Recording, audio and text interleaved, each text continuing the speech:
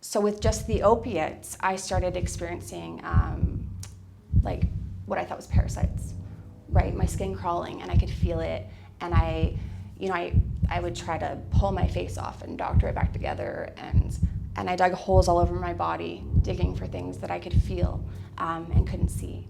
I would show up at my sister's work. She's an x-ray tech at an emergency in Calgary, and I would show up there and I would beg her to x-ray me in front of her coworkers, and I would give her samples. Like, it would look like a tissue in a bag, but to me it had absorbed samples for her to examine, right? Like she's some scientist. Wow. And I used to regularly try to tweeze the veins out of my eyes.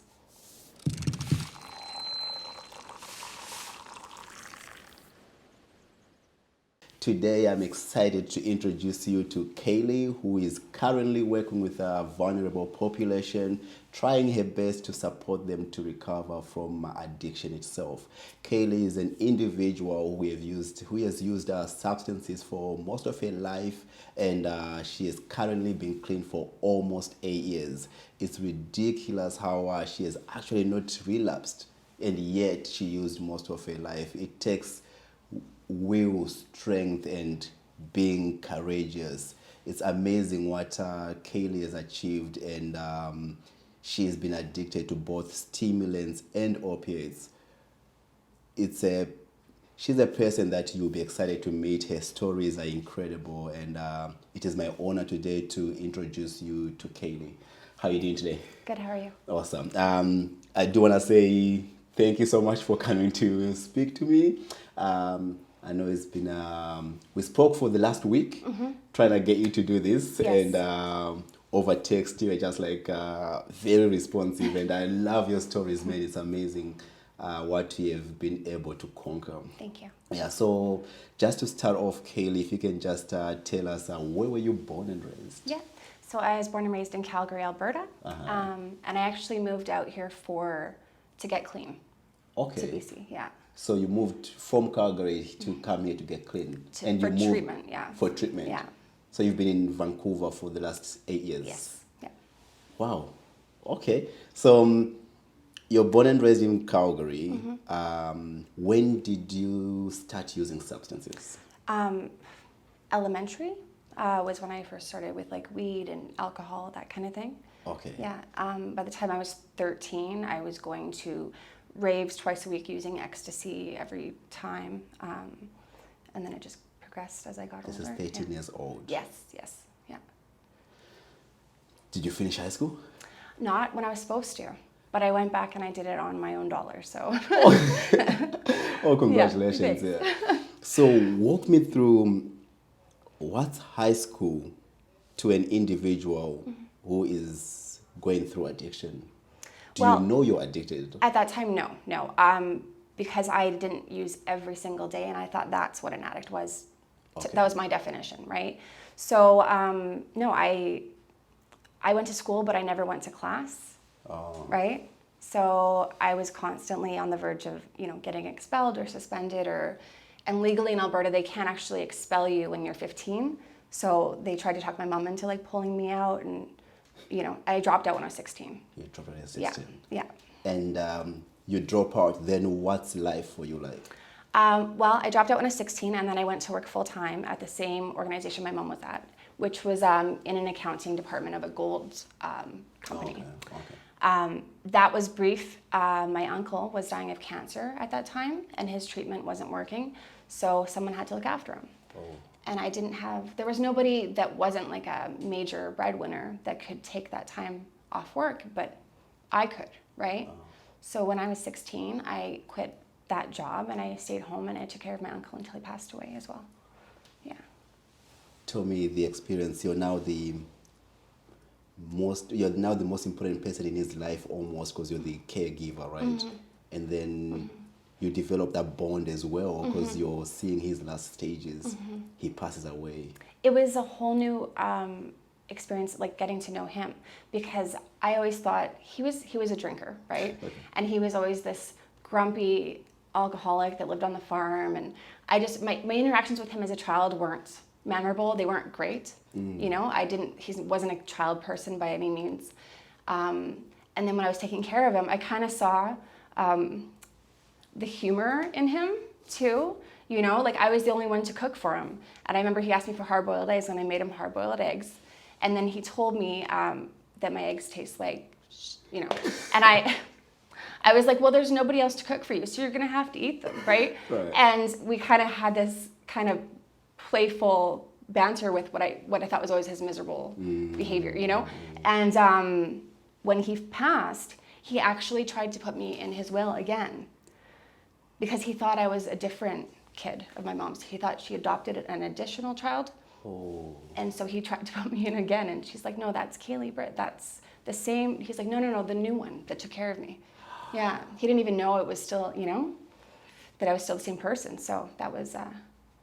It's, I'm finding how important it is, hey, when the two people finally bond, you see each other in a whole completely different world. Absolutely, yeah. You are all he has. He's almost your most important thing at the time, I guess, right? And, wow. Okay, My so first real experience with loss too. Yeah. He passes away. How old are you right now? 16. You're 16. Yeah. And are you currently using it this time? Not daily. Not daily. Yeah. Okay. Yeah. When did using progress to? So I actually, in my older teen years, young adult, there was periods of time where I barely used at all, where it was more just if I went out kind of a thing, right? More of a partying kind of a thing. I actually I tried really hard to get into this art program, and I took fashion design in Milan for part of a summer, and then in London, England for part of a summer. And it was really neat. And I mean, other than the occasional drink when I was out there, I wasn't using it all. But shortly after that, my dad suddenly died. And that was when it became a daily use for me. Just before, like when he was in the hospital, I was worried about him, and I couldn't get out of bed without using him. Once he died, I lost my will to live. And How old were you? 23. 23. That's when it all kind of like went down. Yeah, that was when I spiraled out of control. Yeah. And at this time, you're using what substances? I was already using like opiates regularly, like oxys, Percocets, whatever I could get my hands on at that time. That's when it became daily. Like I would keep them by my bed, and I wouldn't get out of bed until I already felt the effects of the drugs, right? Yeah. Were you using IV? No. Okay. No. By this time, you're using cocaine as well or no? No. No, it's just more down. Yeah. Just pills. Just pills. At that point. Okay. Yeah. And opiates. Yeah. Did you realize when your dad passed away and you're using opiates a lot, did you realize or feel like this is a problem, I need to get help? No. At that point, like I said, I had lost my will to live, and all the things that I once thought were important in life weren't.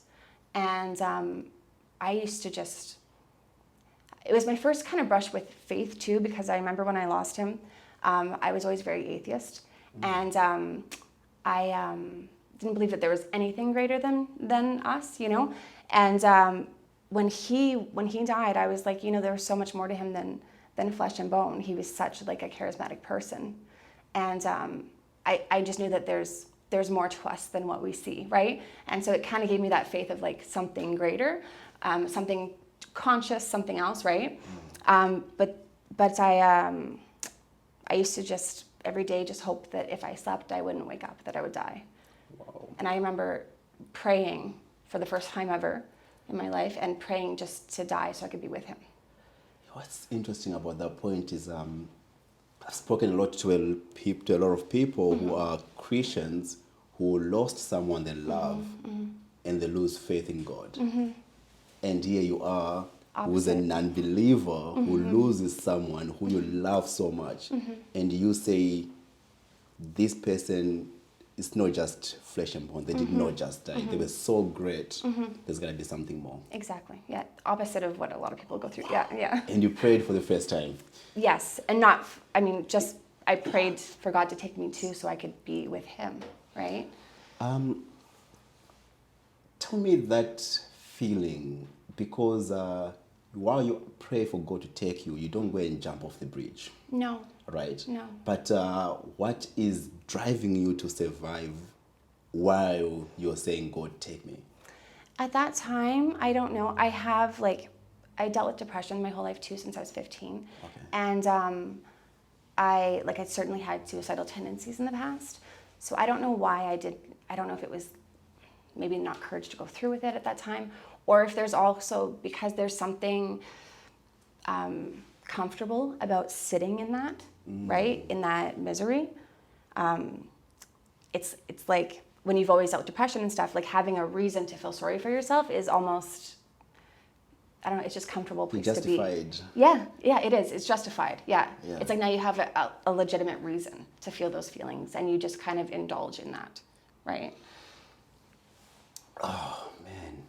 Okay, I can imagine how that would feel, right? I mean, what's your relationship like with your mother at this time? Because you're both mourning the love of your life, right? So my mom and my dad have been split up since I was 1, maybe. Okay. Yeah, maybe even younger. He was remarried by the time I was 4.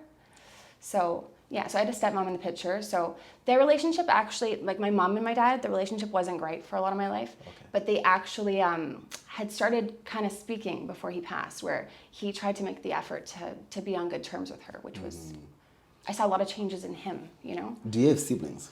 Yes, Okay. So are you mourning with your siblings, or do you feel like you're mourning alone? I was mourning alone. There's 3 dads among 4 of us, right? Okay. So my sister and I have both parents. And she didn't grieve the way that I grieved. And at first I thought I was the only one who was grieving, right? There was times when, you know, to make light of the terrible circumstances that we were going through, literally like when we were at the hospital pulling the life support, you know, jokes were made to make light of, you know, and talk about who would get what kind of thing. And it really angered me. And I felt at that time like I was alone and nobody else was grieving him but me. Yeah. And I stayed with him until his heart stopped too. I was the one that stayed and held his hand until his body was done, right? Okay, so let's go back to your current state of mind, because I'm sure substances are still in your system, right? You're under the influence a lot of times. Is this helping or is it not helping you to cope with the passing? When my dad passed? Yeah. I think I thought at the time it was helping, but hindsight, when I got clean, I realized that I wasn't actually properly moving through those stages of grief. Exactly. Because you can't process something when you're stuffing your emotions with a substance. It's just not how your body works, right? Not how mine works. Anyways, I don't think how anyone's works. I wouldn't know, right? Yeah. I do want to ask now, because you mentioned in the past that you did use crystal meth, right? I do want to talk about the effects of crystal meth. When did you start using crystal meth? So the truth is, crystal meth, when I was using, I actually didn't know that speed and meth were the same thing, for one. Right. Secondly, once you get further and further from a place like BC, where there's lots of ports and things coming in from other places, the more it gets stomped down. And I lived in the prairies in the middle, you know. There's nothing out there. The cocaine that we know out there is not cocaine. It is mostly meth. It's so stomped down, right? The cocaine high that we all think is so speedy is not actually like what real pure cocaine is, right? Yeah. So for the last couple of years of my addiction, using cocaine every day, had no idea that I was hooked on crystal meth. Yeah. I was talking to a different individual, and he did mention that, let's say, cocaine from back in the 70s was more pure than cocaine today. You're telling me cocaine in BC is more pure than cocaine in the prairies, right? Yeah. It's incredible. Yeah. It's incredible. We, in mental health and addiction, there's a lot of discussion between mental health and substance use. Absolutely. And where they interlink. Absolutely. Right. Yeah. Talk to me about your first experience with psychosis. Okay. So for the last, I'd say 4 years of my addiction, probably. It was a daily struggle for me, my psychosis. And that was, at this point, I was sleeping, like I was using opiates regularly. I was using fentanyl and heroin to not be sick. Okay. And then for the last couple of years of it, I also had then like the drug I loved now was cocaine, or what I thought was cocaine, right? So so with just the opiates, I started experiencing like what I thought was parasites, right? My skin crawling, and I could feel it, and I would try to pull my face off and doctor it back together, and I dug holes all over my body, digging for things that I could feel and couldn't see. I would show up at my sister's work. She's an x-ray tech at an emergency in Calgary. And I would show up there and I would beg her to x-ray me in front of her coworkers. And I would give her samples. Like it would look like a tissue in a bag, but to me, it had absorbed samples for her to examine, right? Like she's some scientist. Wow. And I used to regularly try to tweeze the veins out of my eyes. Wow. Yeah. And this is from opiates? This is just from opiates. So, yeah, I used to just feel bugs. And then once I added cocaine or speed. Yeah, to the mix, that was when I started hearing things. Ooh, right? So I started to hear maybe just 2 voices at the beginning, right? Voices I recognized, but when I knew I should be a little more concerned was when I was at my mom's house, and I was convinced that my place was infested with parasites because that's where I live, right? And so I would go take these baths at my mom's, and I would put I went on a naturopath about things that would fight parasitic, issues. And I was bathing, and I put alfalfa tabs and liquid silver in my bath and stuff like that, and it would give me a temporary relief, right? So I would have baths at her house because I was convinced that her place was cleaner and safer than mine. And there was one time I was upstairs running a bath, right? And my mom could hear me yelling at my sister, but she assumed I was on my phone. Okay. Right? Here I'm convinced that I'm talking to my sister and my brother, my one sister Kirsten and my brother Cody, through the vent in the bathroom, and that they're in the basement trying to make me look crazy by whispering to me through the vents, okay? Because knowing that my mom would hear me responding and nobody's up there with me, and then I would look insane. And what I swear that I heard them say was that I should just go home and slit my wrists. Wow. Yeah. And that's my siblings. They would never say that to me, but I heard it, so I believed it, right?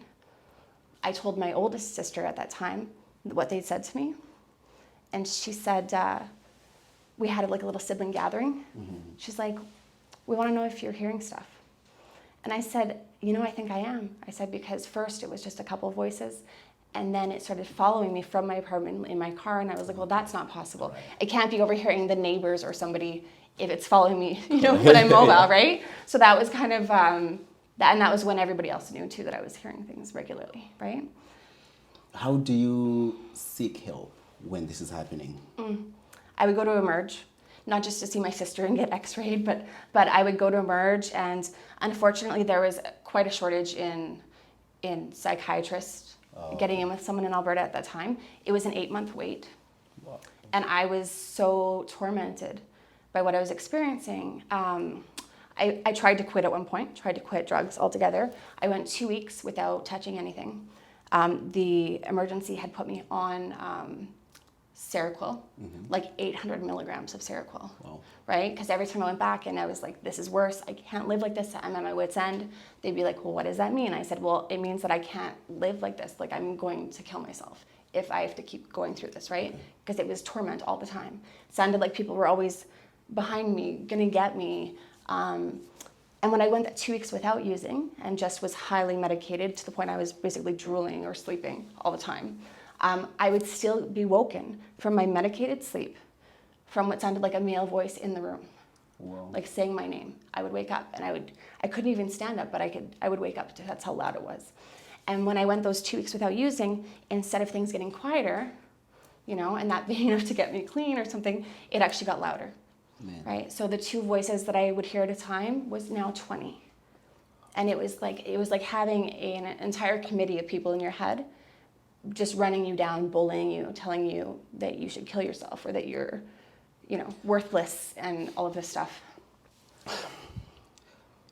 How does the psychiatric community separate that from psychosis? How does it separate schizophrenia to psychosis? A lot of it's guesswork, that's the truth. Mental health, a lot of it is guesswork. It's trial and error and stuff, right? There's times in addiction or when I was younger or even in recovery that I've been on and off antidepressants, and they really have to try things out to see how it works, And a lot of things, it's theory. It's like, this is what we think happens when you take this, right? With schizophrenia, in my experience, my grandma was diagnosed schizophrenic, and the onset for me was around the same age, like your mid to late 20s, right?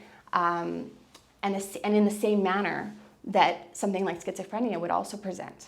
Wow. So even though I was waiting to see a psychiatrist, the doctors that I dealt with at the Emerge were pretty convinced that I was schizophrenic and that the drug use had just brought it to the surface, right? So that was, because I was hearing thought broadcasting, things like that are very common with those kinds of diagnoses. So then it becomes misdiagnosing, really. Yeah, right? Yeah. They just medicate you, and it's not helping at that point, right? It's not helping. Just, I'm wondering, for the 2 weeks that you're clean, let's say you're at home, you've closed yourself in, you're just eating regular meals. Do you think that would have been a better way to go through your 2 weeks than going through with medication? Because it sounds like medication didn't really help at the time as well. I think I wouldn't have, I know I wouldn't have had those 2 weeks if not also experiencing medication at that time, right? So the medication helped for you to be 2 weeks clean. It allowed me to sleep through most of that, right? Other than the times I'd wake up still, experiencing that. It was the only break I had from the psychosis, was only bit of peace, really, was to when I would get to rest, right? I remember at one point, my brother was doing a different program at the time, and he was telling me about his experience that day, whatever we're talking. And I remember us having a cigarette out in the garage, and I can see his lips moving, but I could not hear anything that he was saying. Because what it was is any kind of background noise, like a hum, a fan, anything like that, would turn into voices for me, right? So his lips are moving, but I'm hearing 20 people yelling in my head and telling me, awful things about myself, and talking about like perverse things that I would never think of on my own. I was convinced that these voices were just putting all these thoughts in my head. And I said to him, I said, I can't hear anything you're saying. And he said, I know, right? But he was just trying to distract me, but he couldn't, because I couldn't actually make out. His lips were just moving, Really? Yeah. This was louder than any real person at that point. And that was because it got louder and worse when I first, the shock of taking drugs out of your system, basically, right? So, yeah, if not for the drugs allowing me to sleep through a lot of that, I'm sure I wouldn't have been able to go 2 weeks without using, let alone would I have had any peace at all, which was like the times that I was medicated sleeping. Yeah. That takes me to, how old were you, roughly? That would be 26, 26 maybe, yeah. And when was the first day of being clean? How old were you? 27. 27. Yeah. So you've gone through this torment, and you've gone through this, tough times. What led you to say, let me be clean? Well, first time I thought I was going to give recovery a shot, it wasn't really, I didn't think then at that time that I had a problem, right? Okay. Like I knew that it had become a problem, but I thought I could just go somewhere and get a little bit of clean time, right? And then learn how to use properly, successfully, right? So at first I went to treatment in a small town called Claire's Home, and it was a concurrent disorders program. So it would deal with like my depression and psychosis, as well as, so the mental health piece as well as the drug piece, right? I still drank on weekends at that time. I'd go home to my mom's for weekends. I'd take the bus back to Calgary because we both thought that alcohol had never been a problem for me, so that would be fine, right? And eventually I ended up doing drugs in the treatment center. But so that at that time, even drinking on weekends, like I was never actually clean because I didn't think that that was a substance I didn't think it was a drug for me, right? So yeah, so that was my first kind of attempt, but I wasn't all in because I thought I'm just gonna get a bit of time without the drugs and then I can use once in a while, successfully, right? As things progressed, because I mean for the last like 3-4 years of my addiction, I had the parasite thing going on, right? And then for the last couple of years, once I added the cocaine and speed, I was hearing voices every day, all day, right? So I didn't think there was hope left, especially after I'd done that little stint in Claire's home and then still been using after. So I thought that was my chance and I blew it, right? And I thought that was it. I was just gonna have to like live with this or choose not to live at all. Correct. And one day my mom came in. I was at her house because I was too scared to be at my own place at that time because everything I was hearing, I was terrified. People were always trying to get me. I thought I could hear them coming, So I was staying at my mom's and I slept for a couple days without using. And then I had somebody that was about to drop off heroin for me. And my mom walks in with my siblings, which it's unless we have like a family function, like Christmas or something, we're not all together, right? She walks in with my siblings, my 2 sisters and my brother, and with a family friend, right? That I'd never met. His name was Matthew. But it was so weird. And I said, is this an intervention? And they said, why don't you have a seat? And so I did. And I was so done at that point. I was so done. I was exhausted. I was from the torment, from what I was doing every day, the grind. Every day is a struggle when you're using. It's like you have to get up and figure out what you're going to get from one person and sell it for more to someone else so that you can afford your own habit. And it's just like that's like the hustle and the daily grind, and it's exhausting because it never ends, right? And so I was like, is this an intervention? And they're like, have a seat. And I just said, where am I going? They never got to read the letters for me to tell me why she could help. They never even had a chance to write the ones about if I say no, because they pushed it ahead because they knew I was about to go out using again. They didn't know when they get another chance, right? So I had an hour to pack and get on a plane with this stranger and come out to New Westminster, BC and go into a treatment center. Whoa. Mm-hmm. And as I'm packing, I also found out it was non-smoking, and I was smoking 3 packs a day at the time. So even that didn't stop me. I was like, okay, like thanks for giving me the heads up, I guess, right? But yeah, so I was very willing. I just didn't know there was help left until my family kind of surrounded me. Kaylee, I think we are definitely out of time, unfortunately. Okay. But the good thing is, and I hope, we can do a part 2. Okay. Simply because you've touched on the importance of family being there for you. Absolutely. It sounds like you did this thing by yourself. You suffered so much by yourself. It was and the family seems like they were always there, but they finally said, together, let's throw her to BC and make sure but you know what, the coming together of family just for another person sounds like it's vital. Yes. So I do want to say thank you so much. I hope you can accept a part 2 invitation. Absolutely. Right? Absolutely. I'm excited to hear more, and I just want to say thank you so much for your time. Kelly, was nice to meet you. You too. Awesome. Thank you so much. Thank you.